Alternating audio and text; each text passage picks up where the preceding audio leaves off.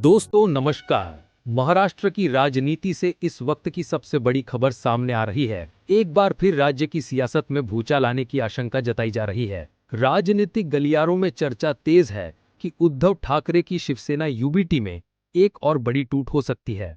सूत्रों के मुताबिक पार्टी के कुछ विधायक और सांसद नेतृत्व से नाराज बताए जा रहे हैं। इतना ही नहीं, राजनीतिक हलकों में यह भी चर्चा है कि 14 से 16 विधायक और करीब 7 सांसद पार्टी छोड़ने पर विचार कर सकते हैं। हालांकि अभी तक इसकी कोई आधिकारिक पुष्टि नहीं हुई है, लेकिन अगर ऐसा होता है तो महाराष्ट्र की राजनीति में यह पिछले कुछ वर्षों का सबसे बड़ा राजनीतिक घटनाक्रम साबित हो सकता है। आखिर मामला क्या है? सबसे पहले आपको पूरा बैकग्राउंड समझाते हैं। साल 2022 में महाराष्ट्र की राजनीति में उस समय बड़ा उलटफेर हुआ था जब एकनाथ शिंदे ने शिवसेना के कई विधायकों के साथ बगावत कर दी थी। उस बगावत के बाद तत्कालीन महाविकास अघाड़ी सरकार गिर गई थी। इसके बाद एकनाथ शिंदे ने बीजेपी के समर्थन से सरकार बनाई और महाराष्ट्र के मुख्यमंत्री बने। बाद में चुनाव आयोग और न्यायिक प्रक्रियाओं के बाद शिवसेना का नाम और चुनाव चिन्ह भी शिंदे गुट को मिला।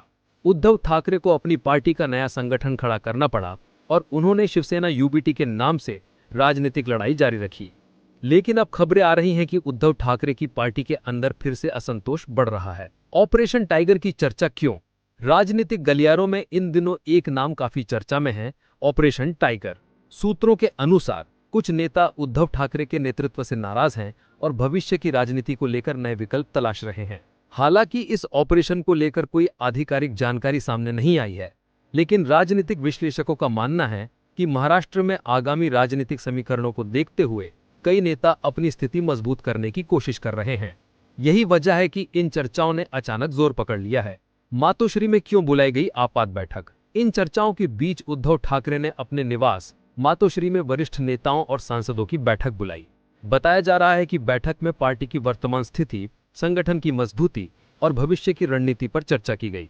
सूत्रों का कहना है कि पार्टी नेतृत्व यह जानने की कोशिश कर रहा है कि आखिर नेताओं के बीच असंतोष की वजह क्या है और उसे कैसे दूर किया जाए।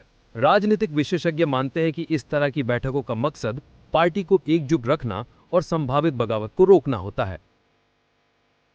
दूसरी तरफ एकनाथ शिंदे गुट के नेताओं ने इन खबरों को लेकर सावधानी से प्रतिक्रिया दी है।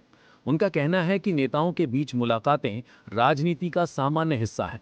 किसी नेता के मिलने का मतलब ये नहीं कि वो पार्टी बदलने जा रहा है। लेकिन राजनीति में अक्सर ऐसे बयान तब आते हैं जब पर्दे के पीछे कुछ ना कुछ चल रहा होता है। यही वजह है कि इन चर्चाओं को पूरी तरह नजरअंदाज भी नहीं किया जा रहा। क्या उद्धव ठाकरे के सामने नई चुनौती? राजनीतिक विश्लेषकों का मानना है कि उद्धव ठाकरे के सामने इस समय सबसे बड़ी चुनौती अपने संगठन को एकजुट रखना है।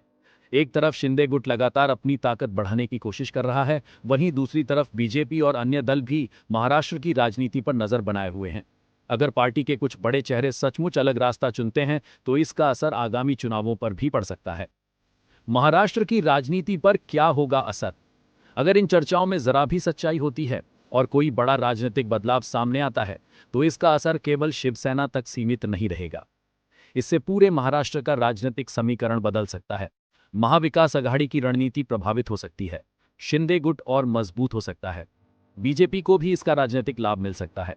और सबसे बड़ा सवाल यह होगा कि उद्धव ठाकरे अपनी राजनीतिक पकड़ को किस तरह बनाए रखते हैं।